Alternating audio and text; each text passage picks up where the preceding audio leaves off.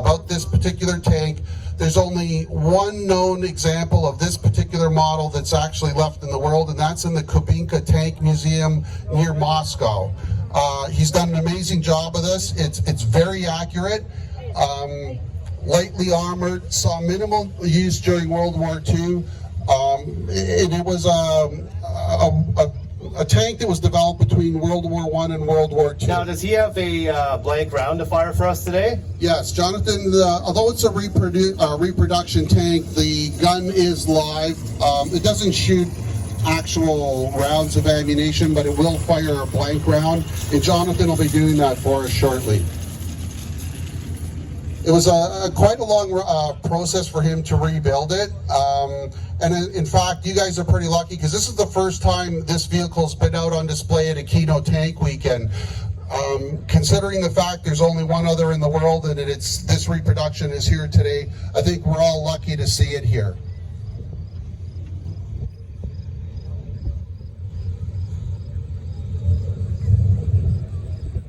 It has a crew of 2, again, lightly armored for protection against small arms fire.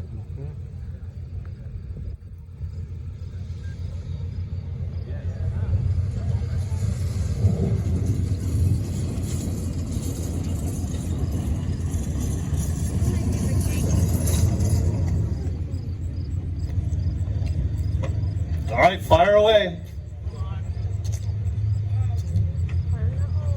10 of these vehicles were built for the Latvian army in the late 1930s, and again, the one in the Kubinka Tank Museum is the last one that actually exists. The others were captured by the Russians or taken over by the Russians and then lost in the campaign against the German army. You know, when you do these fire demonstrations, and I think you saw that in some of our shows, sometimes if it's a black powder or even if it's a pyrotechnic, sometimes it just doesn't work out. I can see that the crewman's up there working pretty hard on that gun. See if we can get that round off. What's the main weapon? It's based on a 40 millimeter small size cartridge or fire. Like a Bofors? Like a Bofors. In fact, the breech block in this reproduction is a breech block out of a Bofors. Okay, so maybe they're not going to fire. Crewman, can you hear me? Sean? 2 seconds. Oh, okay. And maybe this is part of the reason only one ever survived the war. Too slow. Okay, it happens, like I said. All right, let's take around the field one more time. We get the situational awareness of the driver is one lap and back. Getting fire. Links to armored scout car. Again, another vehicle quite rare to see here in Canada. It was built in Windsor, Ontario, but again, quite rare. There's only about 5 of these left in Canada.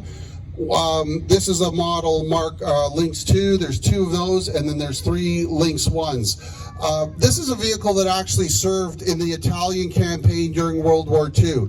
It was discovered by an Italian military collector in a field. It was used by, I believe, the Italian police or the Italian army after the war, but it was decommissioned, cut in half, and just put away in a scrap field, and an Italian collector discovered it, put it into his vineyard, and back in the mid-90s, it was repatriated back to Canada by Peter Duggan. He's another OMB member, and he's faithfully restored it. When it was found, they actually decommissioned it by cutting the vehicle in half, and it literally was a pile of bits and pieces.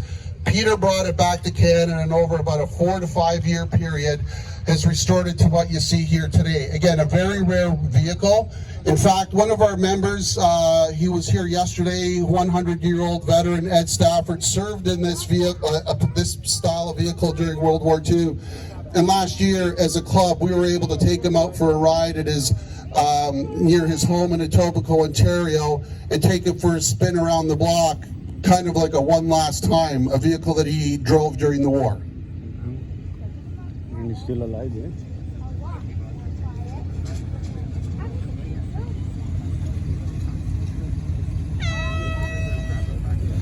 that's just a warning. They're doing some test firing in the rear, so don't be alarmed. There'll be some test fire.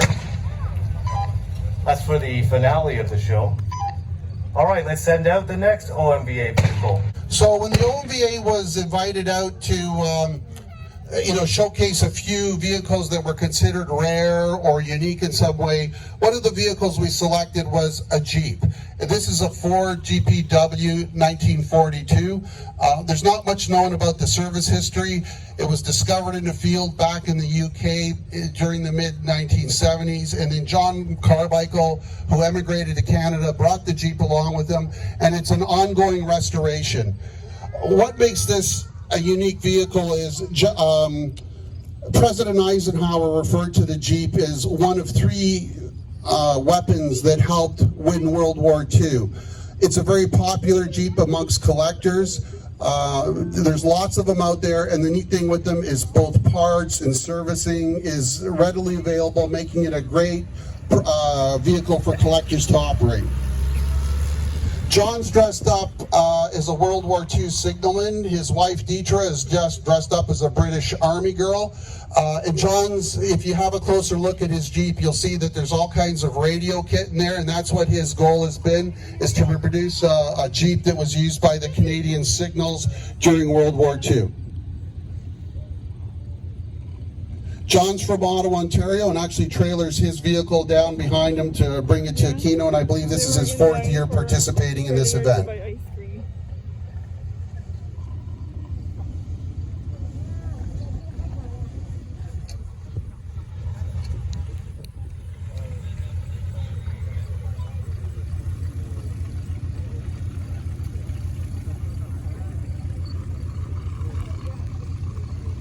That our final vehicle being showcased by our group is a 1942 Dodge Command Car.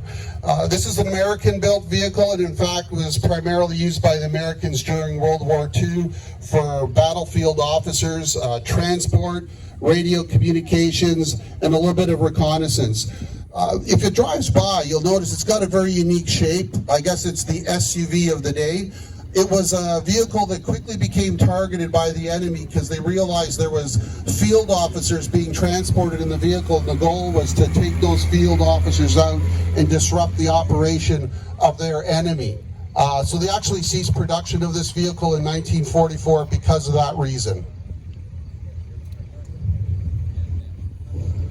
Les Fisher, who's driving this command car, is from Oshawa, here in just in this neighborhood, and he's our president of the association. So the OMVA has had, I think there was 30 vehicles on display this weekend in your area? Actually, this was the best showing at Aquino that we've ever had, and I think we're closer to 35 yesterday.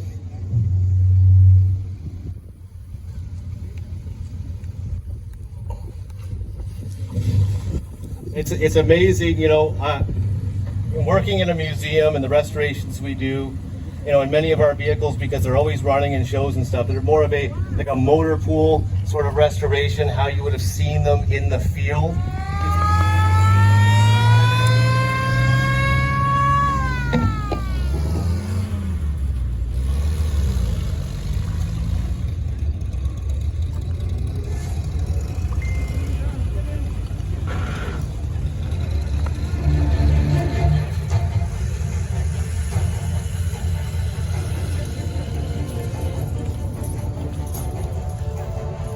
Check, check. Marshal, send out the Italian tank.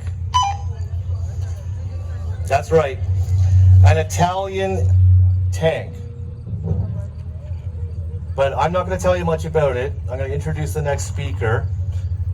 And you're going to, you may have been over to the CFB Borden Museum display this weekend. I'm going to find out a little bit more about this exceptionally rare vehicle. And now you actually get to see it run in the tank arena.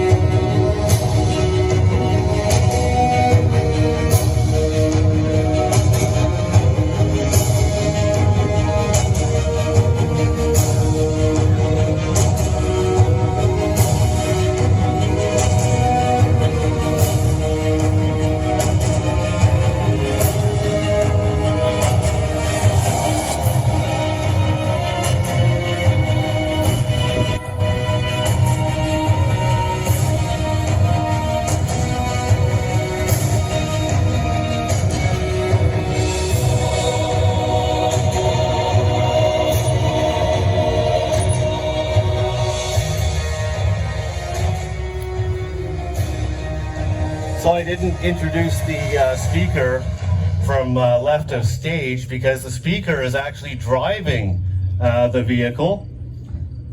So have him get out.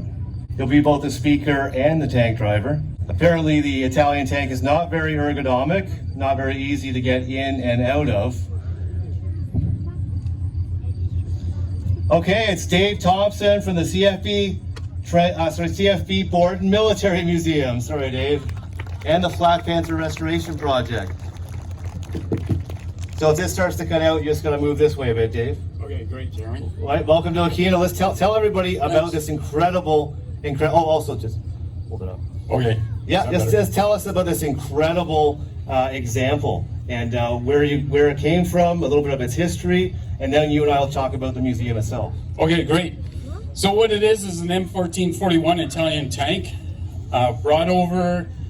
Our research has indicated that it's out of North Africa, came to Canada around 44, 45, went to Ottawa, then into Borden, and about 1981 it went out west to Wainwright. While it was out in Wainwright, they made it a runner. What they ended up doing though is taking the original engine transmission out. They put an MLVW, so a GM V8 diesel engine in and transmission. That's why we're able to run this right now. If it had the original, we probably wouldn't be here with this. There was 800 ever made. There is 7 left in existence right now. It has a 47mm cannon on it, 2 Breda hull machine guns, a coaxial machine gun, as well as a one up on top. It's a 4-man crew, drivers on the left, bow gunner, radio operators on the right, crew commander and gunner in the turret. It's a tight fit. That's pretty much it. It had 87 rounds of ammunition for the main gun, 2,600 rounds of ammunition for the machine guns. So, in what sort of parts of the world and what campaigns would this vehicle have served in? Not this particular one, but that model. Where did the Italians, did they use this in North Africa? North Africa. So this would have been used in North Africa. The museum actually, I'm going to jump ahead a bit. So the museum actually has an M1340 as well, the predecessor to this one here. It's not a runner, but it's more complete. It has its engine and transmission in it, so we have something that we can work on as well in the Italian campaign as well. So maybe a lot of people have never been to the CFB board we're talking about in this segment. It's not a tank, it's something exceptionally unique. You probably saw them all at the gates when you came in. This is an armored car. It is called a Sandcat, made by Oshkosh Defense. The museum, there's 4 of these on site here. And where did we get them? I can't tell you. I actually have to sign a government document swearing me to secrecy from a secretive government security organization. But a little bit about the Sandcat. It's also one of the newer vehicles in the collection, having been built in the United States only in 2012. In 2006, the United States Army put out a requirement for a new light armored vehicle. Whether in the conflicts in Afghanistan and in Iraq, they needed a mine-resistant and ambush-resistant vehicle, what we know today as the MRAP. So Oshkosh came out with this offering. It was not picked up by the U.S. Army, but it led to a whole new generation of armored vehicles. Unlike a tank or some of the more complex military vehicles like the LAV, etc., you really only require a regular driver's license to operate it. It's based on a Ford F550 chassis, completely armored. Those big windows you see there, they can take a 50 cal round. And you can see also on top, it has a turret with a 50 caliber machine gun. These are used by several armies. The Mexican army is currently using them, fighting the cartel.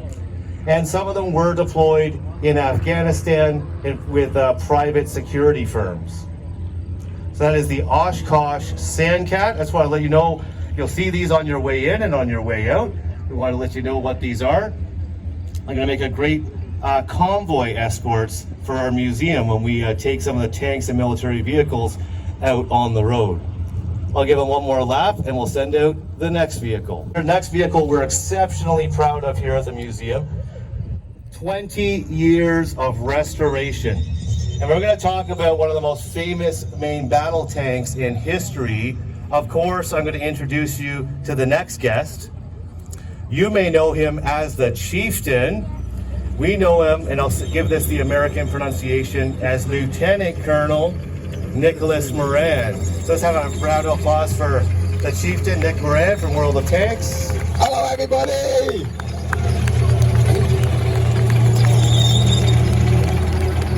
I've been talking to so many people, my voice is already starting to go. Looking at that Italian tank going around is always amazing to me. Imagine being an Italian soldier taking delivery of your nice new M14 and realizing that you're about to go up against nicely new delivered Shermans and Grants. You have to have a lot of courage to do that. But anyway, I've always thought that tanks deserve to be run. They do not deserve to just sit in a museum and gather dust, or in the case of this vehicle, sit outside as a gate guard and gather rust.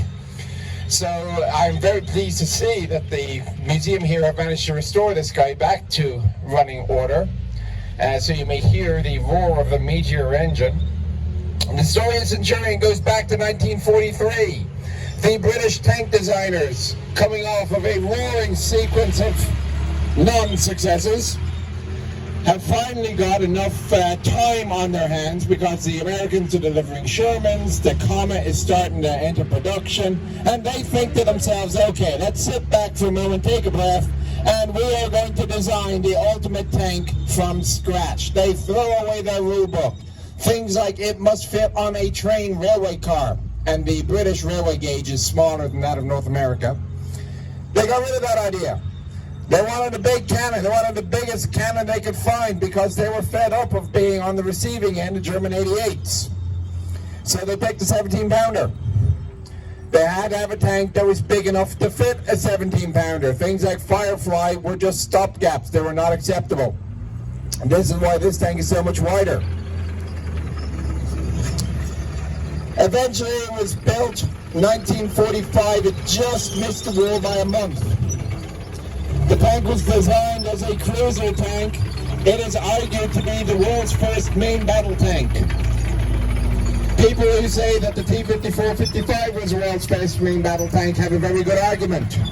They're wrong, but they have a good argument. Same with Panther, actually.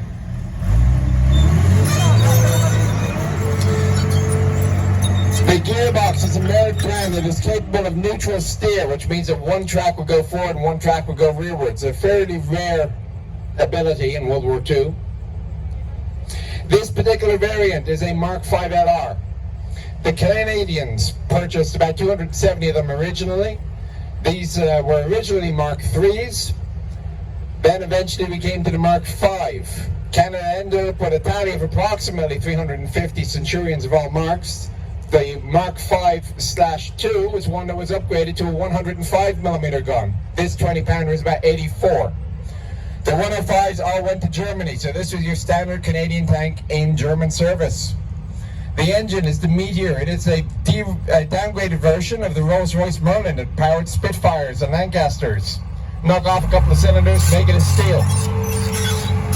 A 2-axle stabilization system, again, a leader in the field. This was, I would argue, the best designed tank for its time ever. The case here was it had no fuel range. It had very small fuel tanks. It was petrol or gasoline. So in order to fix that, they had to attach, you see that big metal box attached to the back of the tank. That is a fuel tank. They'll have to go a little bit further. Also comes equipped with a tea maker, as it is a British tank. We in the US Army did not get our tea makers until 1998, and we used them to make coffee. This tank would see service all over the world. Trivia note, the largest foreign purchaser of the Centurion was the US government. The US was giving tanks to all its allies after World War II. Unfortunately, it was a bit busy building tanks for itself to fight Korea, so it bought Centurions and gave them to all the various allies. First combat service for Centurion was Korea, 1950, with the British Army. It would then see wars, including the Arab-Israeli wars with Israeli service, Vietnam and Australian service. The last gun tanks were withdrawn from service, heavily modified, in 2000 from Sweden.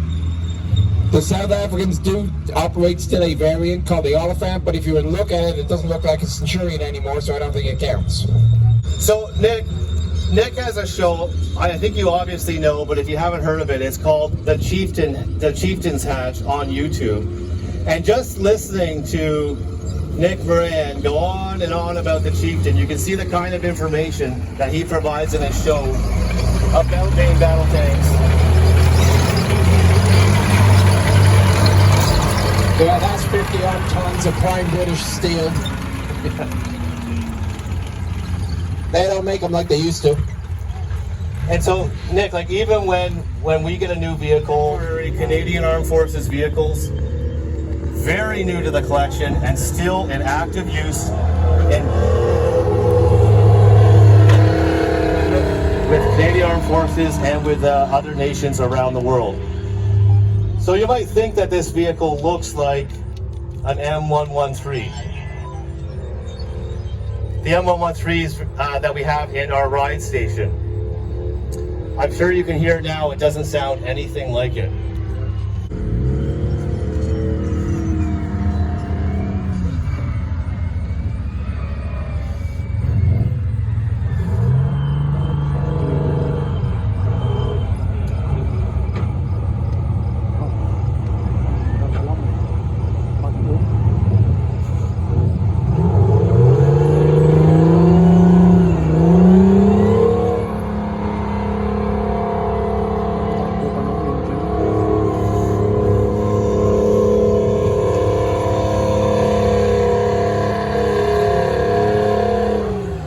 This is the M113A3 TLAV, or Tracked Light Armored Vehicle, as the Canadian Armed Forces likes to call it. It is an incredibly upgraded M113. The M113 is one of the most common military vehicles you'll find in armies around the world, introduced in 1960, and they're just so darn useful, they continue to be upgraded, and they're extension of service. The Canadian Armed Forces doesn't see getting rid of their last TLAVs until at least 2030 at this point. And I know that the United States, they have a number of problems with production, and they maybe have their 113s being extended well into the future as well. A couple of things I want to point out to you about this vehicle is first is the track. When you heard it going around, you mostly heard its powerful supercharged engine. You didn't hear the clickety-clack of the metal track. That's because this is a continuous rubber band system. This was developed by Soucy Defense, an industry out of Quebec, a Canadian company, a Canadian invention. Originally, they were building these types of tracks for civilian applications, like tractors. And then they had the military contract to give these for this upgrade for the Canadian and obviously the American Army fleet. What can you do with rubber track? Well, first off, it's wider, so you have better handling, including on the road. Second, it's quieter, and when the TLAV goes around again, you'll notice there's almost no track sound. And if it's really wet or it's raining outside, it's almost an alien track sound. It's squeaking. It's a squeaky tank, or a squeaky track system. You know, Nick Moran, he's always, in all of his videos, he's talking about track tension. So you still have to worry about the track tension on the Soucy track, but the things you don't have to worry about are all the connectors and the pins and the pads. This track has a 400% life extension over regular metal track, and it takes away all of that maintenance and problems for the crew. On the TLAV, obviously, you also don't have the family hatch that you guys have been riding in all weekend. Instead, we have the Cadillac gauge turret. The two operators of the turret can be safely within the vehicle and operate two machine guns and their smoke launchers. Let's see the TLAV go around. At a hot lap, the performance And also, once again, listen to the sound of this very unique modern track.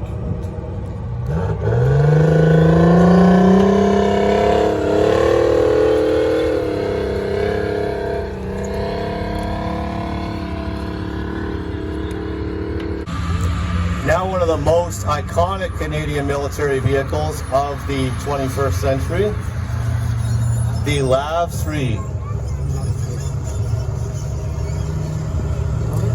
The LAV 3 is an 8-wheeled vehicle. Canada produces these vehicles and exports them to our allies all over the world. You can see that this LAV 3, which is now retired from service, Canada is retiring or upgrading most of their LAV 3s to the LAV 6 variant. LAV 3 became iconic in Canadian military history because it's the vehicle you always saw on the news during the 20 years of the Afghanistan conflict. Canada produces these, designs and produces these in London, Ontario. So this is a Canadian designed, Canadian made vehicle right here in Ontario. They're exported them to the United States, where they have the Striker variant of the LAV, to New Zealand and Australia, known as the OzLabs, and there's other variants that we've sold to many countries, including Saudi Arabia. When it's going around the track, have an interesting look at the two sets of front wheels, like you see here. Even though this is an exceptionally long vehicle, it has a decent turning radius because it has those two axles that actually spin. In our fleet, we call this the Cadillac of the military vehicles. If you can imagine, the members and volunteers have been sweating it out over there, you know, in the Panzer III and the Sherman. The LAV 3 has air conditioning. It has power seats. And actually, I'm a little bit of a tanker-sized guy, not as tall as many around here. So it has adjustable pedals and adjustable steering wheel. So really a comfortable and modern 21st century military vehicle. So one thing I want to talk about with this LAV, and we made this announcement yesterday in our opening ceremonies, is our project Uplift. So the museum is partnering with the local university, Ontario Tech University, with Wounded Warriors Canada, and with the Ability Centre in Whitby. And over the next couple of years, we are going to... So this variant of the LAV 3, it has a 25mm main weapon. You can see also has the smoke launchers and a coaxial machine gun. There's also a mount on top for a general purpose machine gun. It's also... These are both... You can keep the music. These are both Leopard 1s, Belgian 1A5s from the Belgian Army. We have two exact same tanks here at the museum.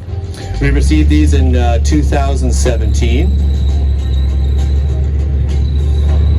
They're both fully operational. The turrets work. They're very quick. They're very fast.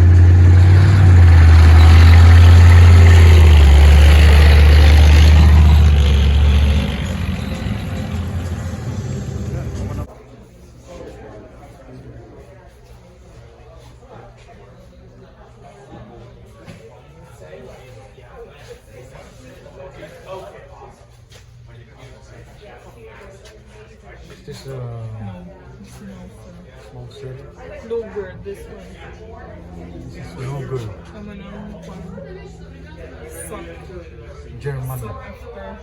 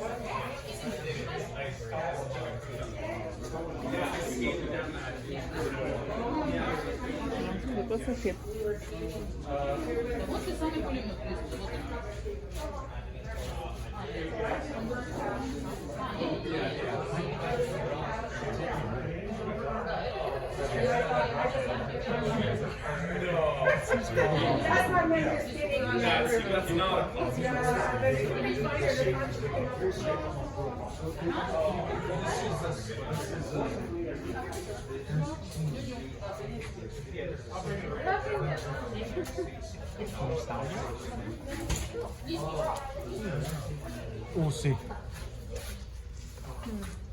Star Wars, welcome.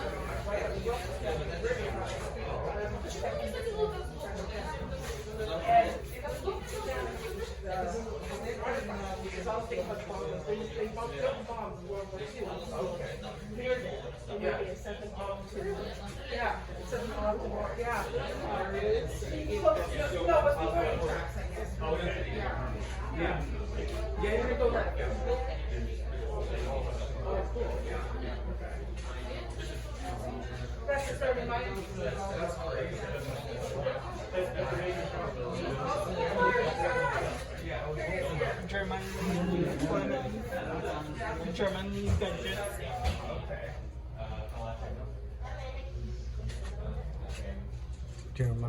German things. Nazi. Medal.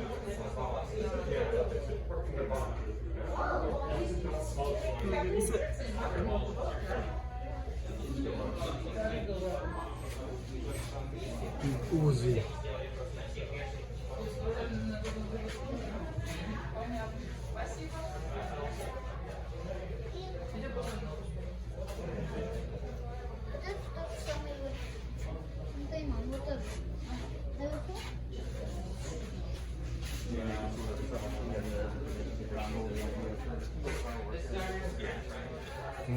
Mask.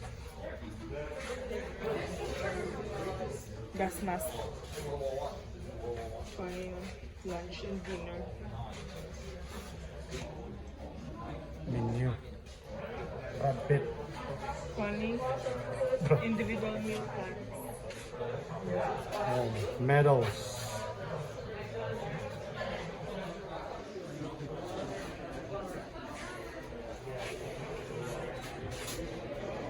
Oh, Hitler.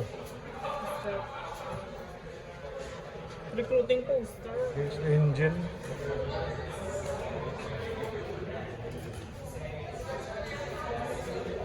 The car engine.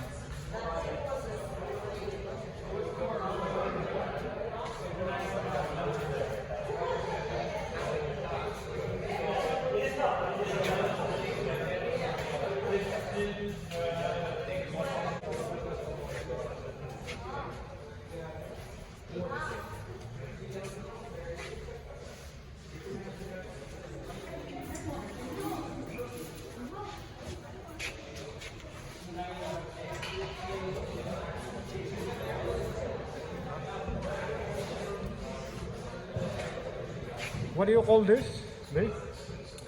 This one? I don't know, let me check.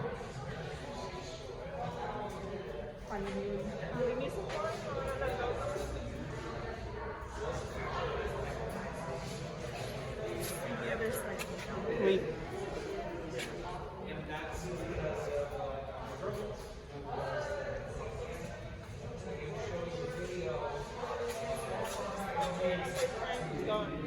What do you call that? 6-pounder anti-tank gun. Yeah. It's a British 57mm gun.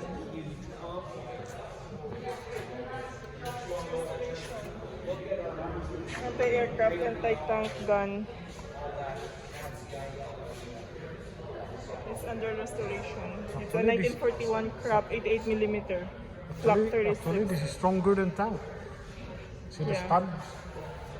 This is It's an anti-aircraft, anti-tank. yeah. This is very strong machine, actually.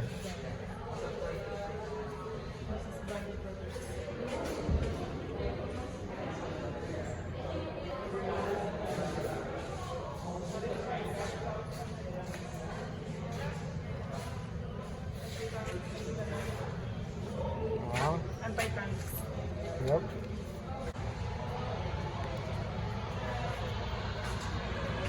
Another release. Release.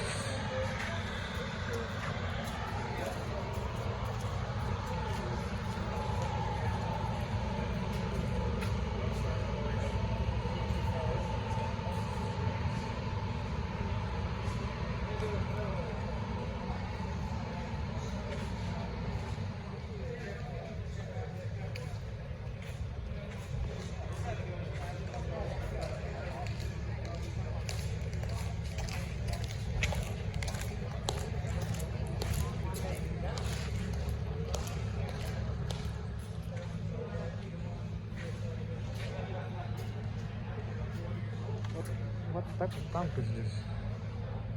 Looks like a...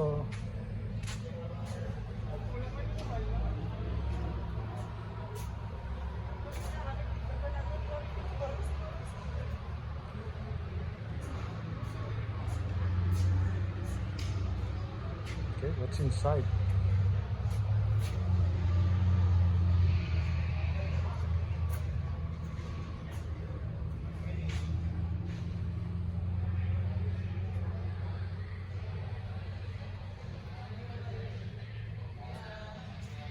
Their names? No name, eh?